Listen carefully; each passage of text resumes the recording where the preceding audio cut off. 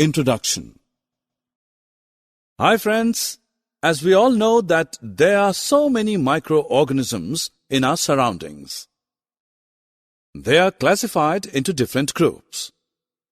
Some of them are useful for us and hence called as friends, while most of are harmful and hence called as foe or enemy.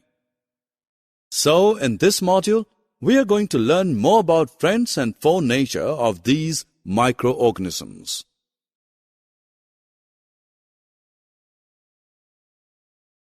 Objectives. Friends, at the end of this module, you will be able to define microorganism and its various groups. You will also be able to describe the friendly microorganisms and their uses in normal human life. Besides, you will be able to describe harmful microorganisms and explain the methods of food preservation. In addition, you will also be able to describe the nitrogen fixation and the nitrogen cycle. Dear, don't eat this piece of fruit. Now it is contaminated and unhealthy for you. But why? Dear, because there are so many germs on the floor and they are so tiny that you cannot see them through naked eyes and they may harm you. What are these? These are called microorganisms. Friends, you'll be surprised to know that a microorganism can help us in making our food and the same can make us ill too. So, before getting more information about them in detail, let us first know about such microorganisms and their habitat. Microorganism or microbe is so small in size that we cannot see it with naked or unaided eyes. They are broadly classified into four major groups: bacteria, fungi, protozoa and algae. Viruses are also microscopic. Microorganisms can survive in different environmental conditions.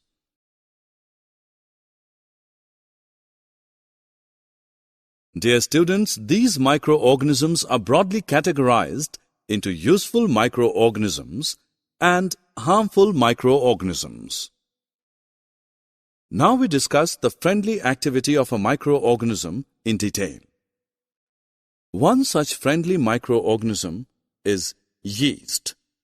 Yeast is used in the baking industry and our homes for making breads, cakes, and pastries, etc.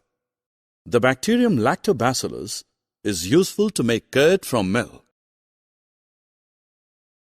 Microorganisms are also useful in commercial and medicinal field.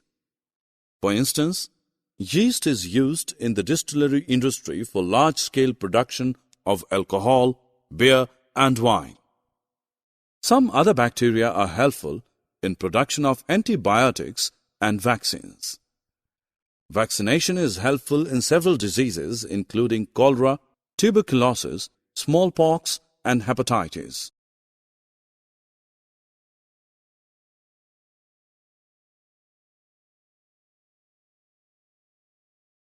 Hey, now let me tell you what are other benefits provided by useful microorganisms. Some bacteria and blue-green algae increase the soil fertility by atmospheric nitrogen fixation process. Nitrogen fixation is the biological process in which atmospheric nitrogen is converted into ammonia. There are other friendly anaerobic bacteria that are used in the synthesis of biogas. Biogas is a mixture of methane, carbon dioxide, hydrogen, and hydrogen sulfide. After discussing about helpful and friendly microorganisms, let's learn about harmful microorganisms.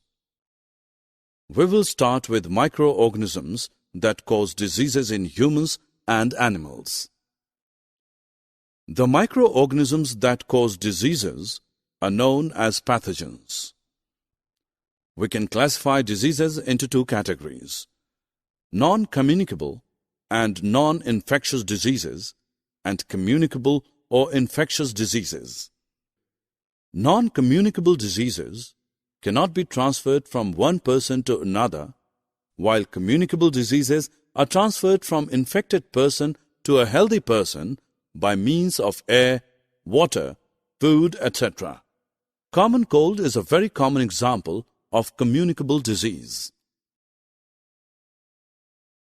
Friends, some insects and animals that are found in our surroundings act as carriers of pathogens. Housefly and mosquitoes are the common examples of such carriers. In cholera disease, housefly is the carrier of many pathogens. To prevent cholera, we should always keep food covered and avoid consuming the uncovered food items. In malaria disease, female Anopheles mosquito is the carrier of Plasmodium parasites. We should use repellent creams, sprays, and mosquito nets to prevent malaria. Here is a list describing various common human diseases caused by different pathogens. Now let's move on to our next topic that discusses about diseases in animals. Have you heard about any animal disease caused by pathogen? Anthrax and foot and mouth diseases are the common examples of animal diseases. Anthrax is a bacterial disease caused by Bacillus anthracis, while foot and mouth disease in cattle is caused by a virus.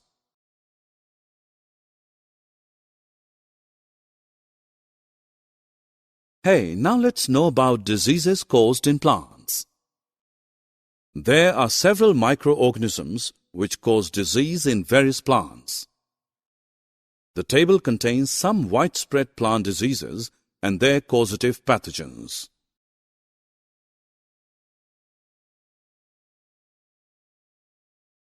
Friends, in summer season, if the food is lying in open for a longer duration, the food turns stale and finally poisonous substance. The cause of this is again the same, bacteria. There are some bacteria like Clostridium, Bacillus, and Staphylococcus which cause the food poisoning. This food causes harm to us. We can preserve our food by some methods as listed below. We use pasteurization process to preserve the milk.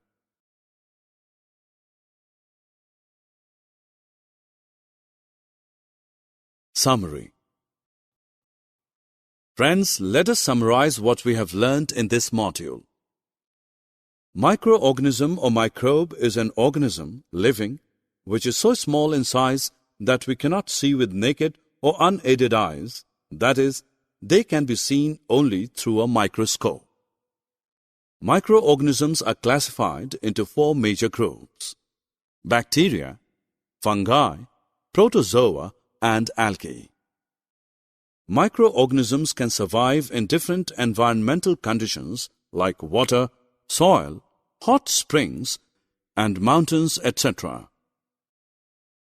Microorganisms are broadly categorized into two main categories: useful and harmful microorganisms. Useful microorganisms are used in various purposes in our daily life and industries. Harmful microorganisms that cause diseases in humans, animals, and plants are known as pathogens. Nitrogen fixation is the biological process in which atmospheric nitrogen is converted into ammonia found in the roots of leguminous plants.